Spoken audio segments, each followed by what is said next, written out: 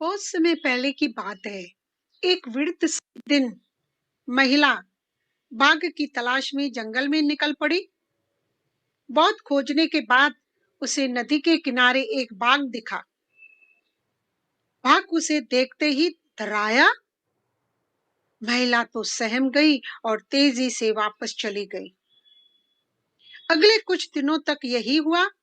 वो रोज बाघ के पास जाती और बाघ उसे देखकर फिर डराता और ये डर के मारे फिर सहम कर भाग जाती। ये काफी समय से ऐसे ही चलता रहा। महिला ने अब हिम्मत करके उसके बाग के पास पहुंची और डर कर फिर वापस चली आई। महीना बीतते बीतते बाघ को महिला की मौजूदगी की आदत पड़ गई। अब वो रोज जो जाती उसके पास, तो अभी बाघ भी उसे पहचानने लगा। और अब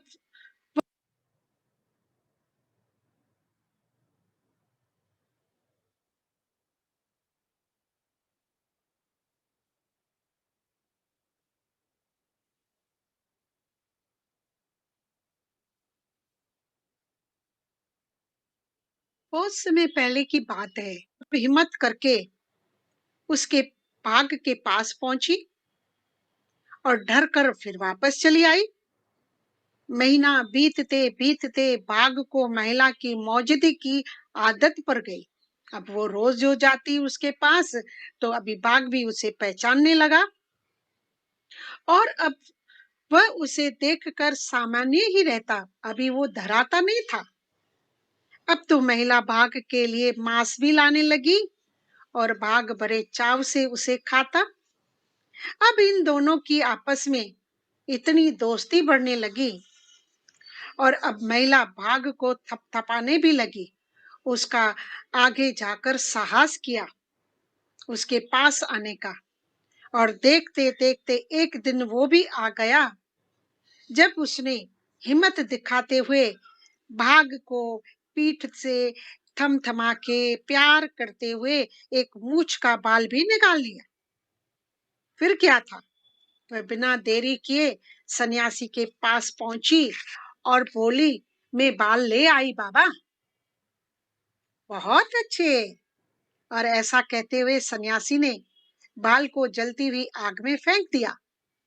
अरे ये क्या बाबा, आप नहीं जानते इस बाल को लाने के लिए मैंने कितने प्रयत्न किए और आपने इसे जला दिया। अब मेरी जड़ी बूटी का कैसे बनेगी, आप वो कैसे बनाओगे? महिला घबराते हुए बोली। अब तुम्हें किसी जड़ी बूटी की जरूरत नहीं है, सन्यासी बोला। जरा सोचो, तुमने बाघ को किस तरह अपने वश में किया। जब एक हिंसक पशु को धैर्य और प्रेम से जा सकता है, उसको भी जीता जा सकता है, तो क्या एक इंसान को नहीं? जाओ, जिस तरह तुमने बाघ को अपना मित्र बना लिया, उसी तरह तुम अपने पति के अंदर प्रेम भाव जागृत करो। महिला सन्यासी की बात समझ गई। अब उसे उसकी जड़ी बूटी मिल गई थी और उसमें वो शक्ति जो सोई हुई थी वो उसमें जाग गई। अब इस शक्ति से वो कुछ भी कर सकती है, इसके समझ में आ गया।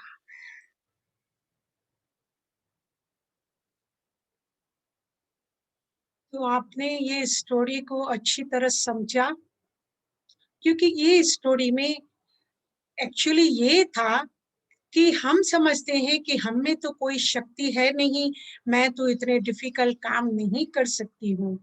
अब उसको जब जड़ी बूटी लाने के लिए वो उसको कहा कि आप जाकर एक वाघ के मूछ का बाल ला दो, तो कितना डिफिकल्ट काम लगता है। अगर हमको भी कोई काम देता है तो हम तो कहते हैं ये तो डिफिकल्ट है, हम तो कर ही नहीं सकते।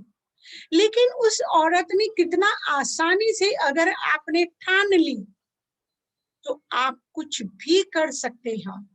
तो यहाँ कहा जाता है, जिस व्यक्ति में आत्मविश्वास नहीं, वो शक्तिवान होते भी कायर है और विद्वान होते भी वो क्या है, उसको कुछ भी नहीं आता है। तो इसलिए हमारे पास भी बहुत सारी अंदर शक्तियां हैं, ऐसा नहीं है कि नहीं है। मानव का मन असीम शक्तियों का भंडारे से भरपूर है। खाली जरूरत है थोड़ी हिम्मत जुटाने की, और उस हिम्मत से हम उन शक्तियों को अपने ऊपर फिर ला सकते हैं।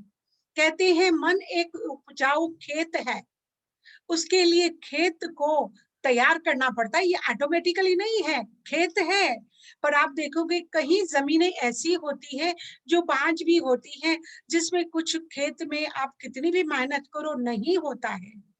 तो मन भी वो कैसे उसको उपजाऊ करना है, उसके लिए थोड़ी तैयारी करनी पड़ती है। बिना तैयारी के मेरा मन भी ऑटोमेटिकली नहीं बनता है।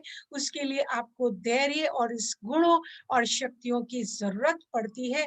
उसके लिए कई उपाय करने पड़ते हैं, तब जाकर मेरा मन शांत होता है। मन की मानसिक विचारों पर ध्यान देना पड़ता है।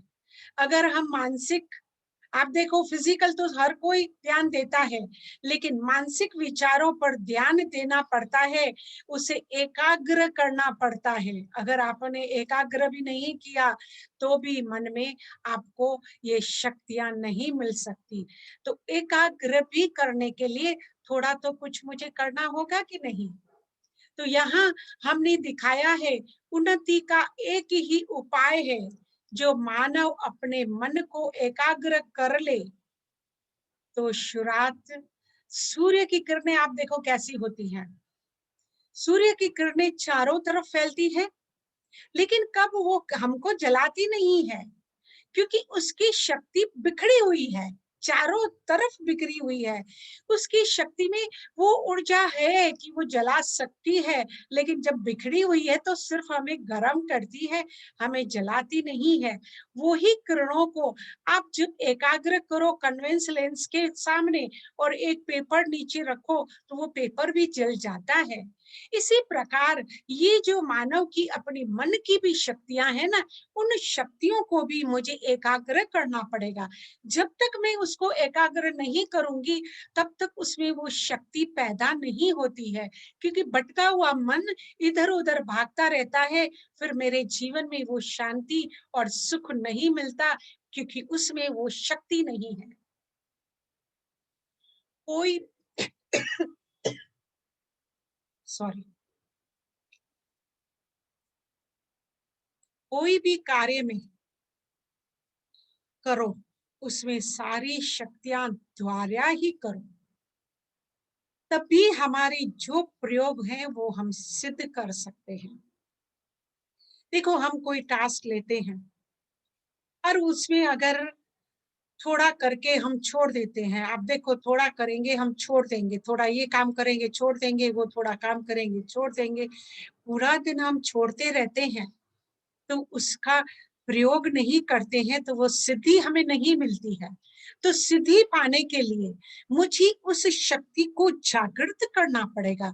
ये अंदर की शक्ति को जब तक आपने जागृत नहीं किया है, मन की किसी भी एक क्रिया पर एकाग्र करने से उसमें से एकता और शक्तियां प्रकट होती है, तभी हमें सफलता मिलती है।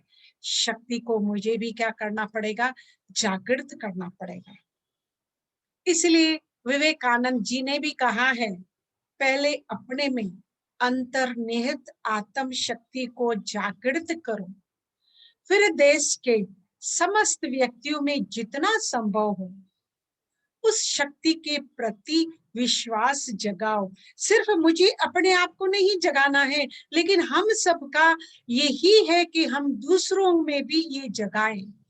जब तक हम उसको जगाएंगे नहीं, तब तक दुनिया में भी कुछ होने वाला नहीं है। आओ फिर से सुनते हैं एक कहानी। बार एक व्यक्ति भारत से अफ्रीका गया और अपने एक मित्र के पास जाकर ठहरा। वह मित्र काफी संपन्न था, उसके पास काफी जमीन थी, बहुत बड़ा आलीशान गढ़ था और बहुत गाड़ियां थी। एक बड़ा सा फार्म हाउस था जिसमें उसने कई प्रकार के जानवर पाल रखे थे। अपने जीवन में संतुष्ट था। उस मित्र ने अफ्रीका आने का कारण पूछा। तब उस भारतीय ने बताया कि उसने सुना है कि अफ्रीका में हीरों के खाने हैं, इसलिए वह हीरों की खोज में आया है। अफ्रीका वाले मित्र ने पूछा, ये हीरे क्या होते हैं? तब उस भारतीय ने हीरे का वर्णन करते हुए उसके मूल्य के बारे में बताया और कहा, थोड़े से हीरे प्राप्त हो जाने से जीवन आराम से जी सकता है। अफ्रीका वाले मित्र के पास तो सब कुछ था, परंतु हीरे नहीं थे। उसे लगा, जरूर ये हीरे बहुत अमूल्य होंगे, तभी तो ये व्यक्ति इतनी दूर से इसकी खोज में यहाँ आया है। दूसरे दिन सुबह ही भारतीय ने वहां से विदाई ली और हीरे की खोज में चल निकला। परंतु वह अफ्रीका वाला व्यक्ति बेचैन हो गया और उसने सोचा, ये हीरे तो मेरे पास भी होने चाहिए। और उसने भी अपनी सारी मिल्कियत को बेचकर गाड़ी और पैसे लेकर हीरे की खोज में निकल पड़ा। काफी दिनों तक वह घूमता रहा और एक दिन अफ्रीका के जंगल में किसी जहरीले कीड़े ने काट लिया और वह मौत की नींद सो गया।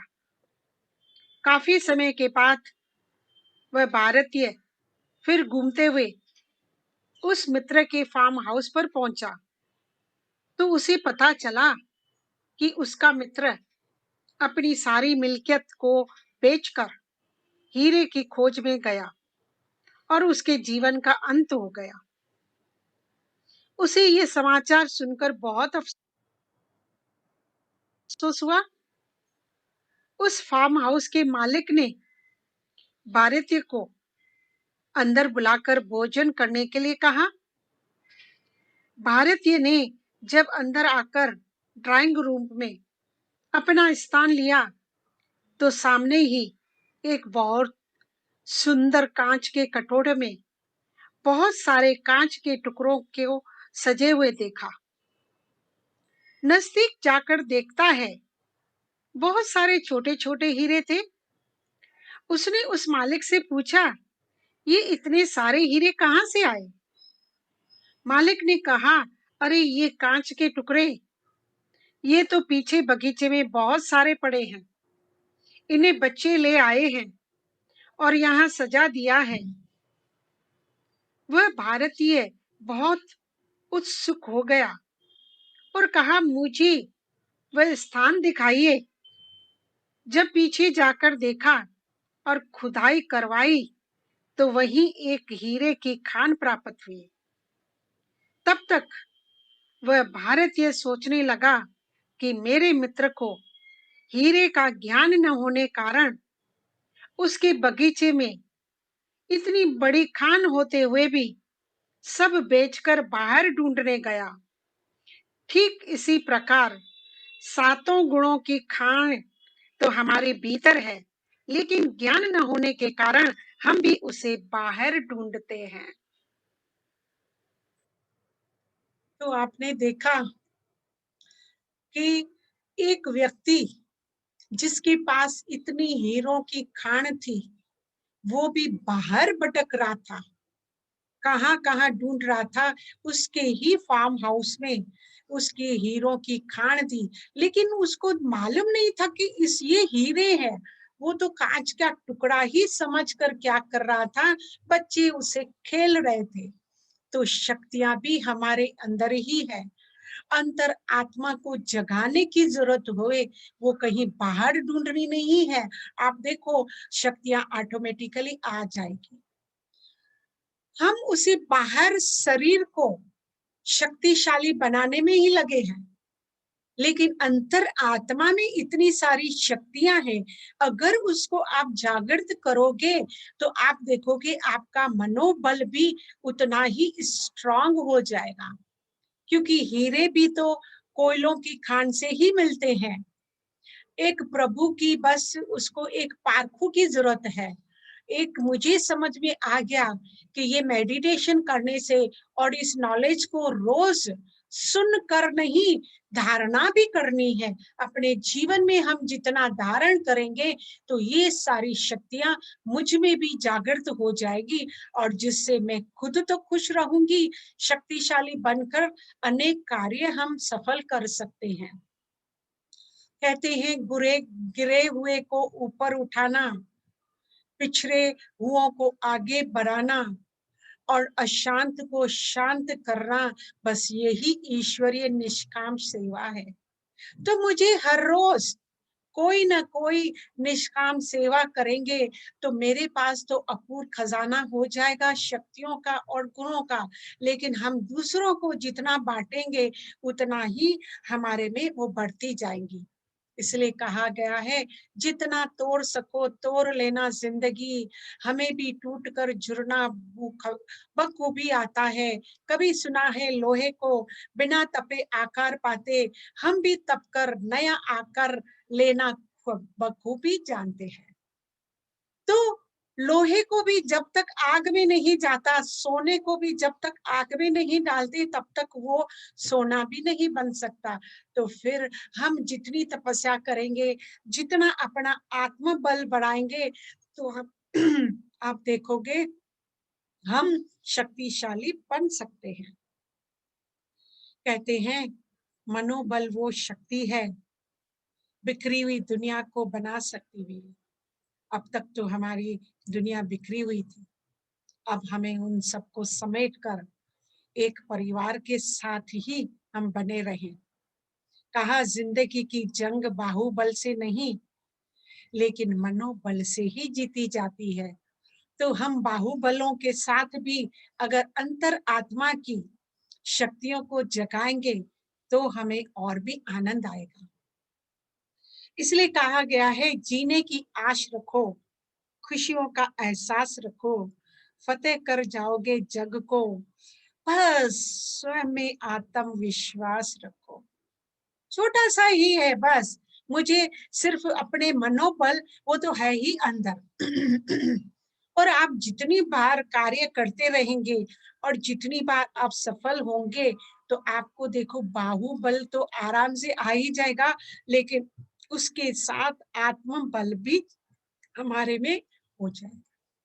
और कहीं बार तो हम समझते हैं ये शक्तियां तो बस भाइयों में है, बहनों में तो है ही नहीं।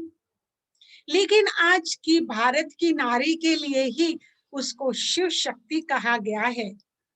कहा गया है निर्भयता है तू, नहीं कोई बेचारी, शक्ति स्वरूप माँ काली, हर कायर पर तू है बारी, ऐसी है भारत की नारी, पैरों की धूल न समझो, प्यार से बड़ी है नारी।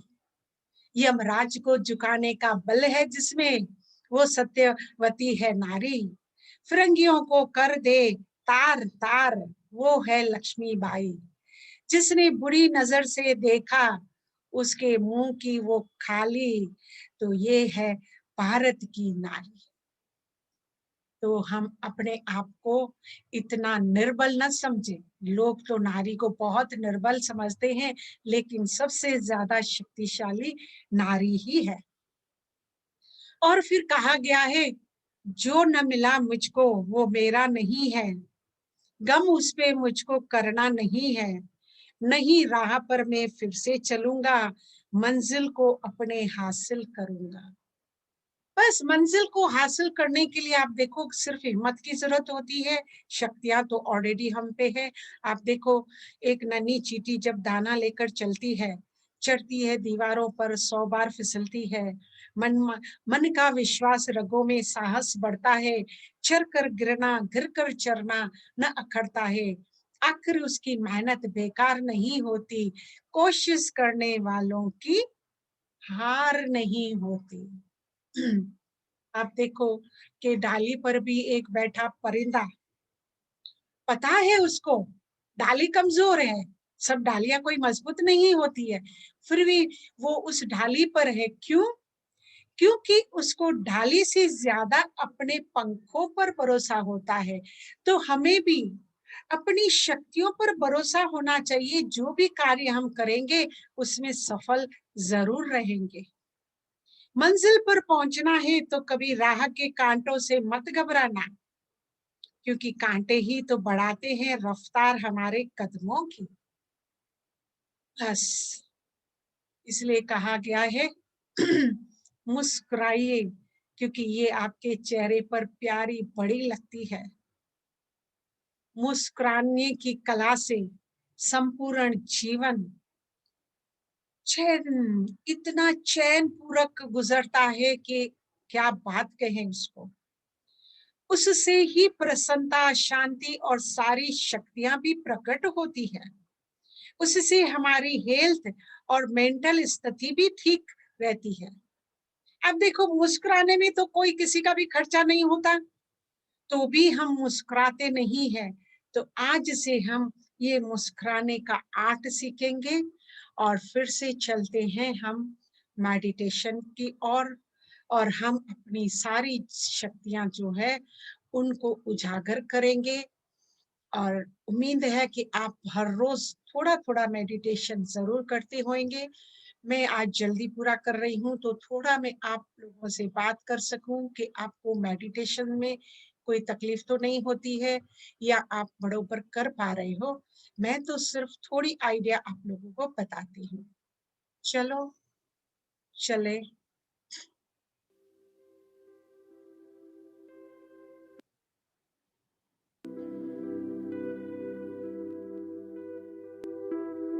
हमेशा की तरह अपने शरीर की सभी हलचलों को समेट लेते हैं। ध्यान रखिए शरीर में कोई भी हलचल ना हो, तभी हमारा मन एकाग्र हो सकेगा। तो हम अपनी आसपास की हलचल और आवाजों से अपने मन और बुद्धि को दूर ले जाते हैं अपनी अंतर आत्मा में। आज हम अपनी अंतर आत्मा का हालचाल देखते हैं, क्या हो रहा है। मन में जो भी हलचल हो रही हो, उससे उस ध्यान को हटाते हुए अपने अंदर आत्मा को ही देखें, और वो बुद्धि की शक्ति से ही हम देख सकते हैं।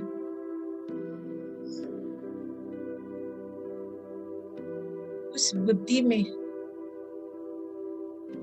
क्लियरिटी जितनी स्पष्ट होगी, उतना हम ज्यादा स्पष्ट देख पाएंगे।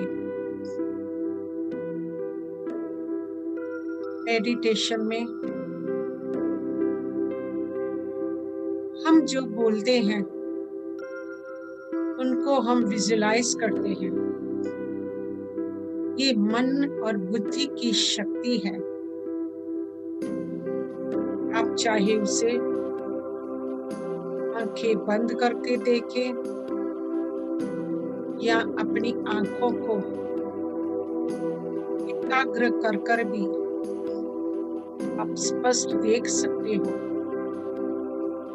मन जब एकाग्र होता है, उसमें सारी शक्तियां प्रकट होती है।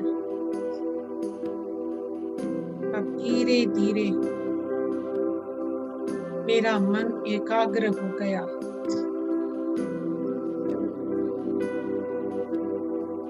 अब मैं देख पा रही हूँ, इसमें सारी शक्तियां जागृत हो गई है।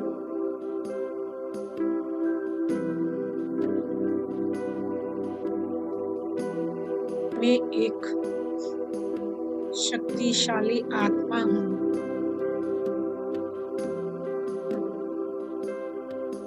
मन, बुद्धि, संस्कार की मालिक हूँ। सारी शक्तियाँ मुझ में ही समाई हुई हैं।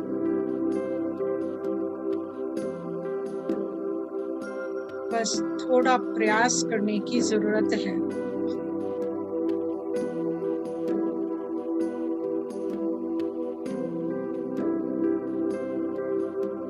धीरे धीरे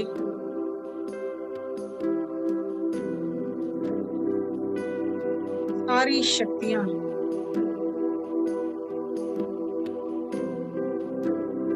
मुझ आत्मा से निकल निकल कर उनकी किरणें सारे शरीर में फैल रही है। मैं इन शक्तियों का अनुभव कर रही हूँ।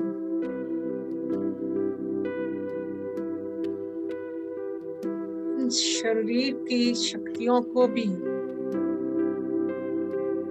अपने मस्तक पर केंद्रित करती हूँ।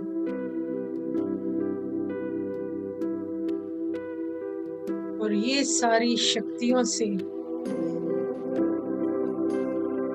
मैं सारे विश्व में, सारे वायुमंडल में शक्तियों की किरणें भेज रही हूँ। सारा विश्व ही शक्तिमान हो गया है। चारों तरफ शक्तियों की किरणें फैल रही है और वातावरण में जितना भी प्रदूषण है, जितने भी वायरस हैं, जैसे सूर्य की किरणें सारे संसार में फैला कचरा भस्म करती है, वैसे ही मुझ आत्मा से अमोघ शक्तियाँ, उनकी किरणें निकल निकल कर चारों तरफ शांति का वातावरण बना रही है। सब कुछ ठीक हो गया है।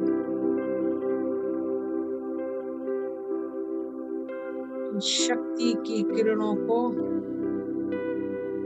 हम हर रोज वातावरण में और विश्व में फैलाते रहें। फिर से एक सुखमय संसार जो हम सब चाहते हैं वो वापस आ जाएगा।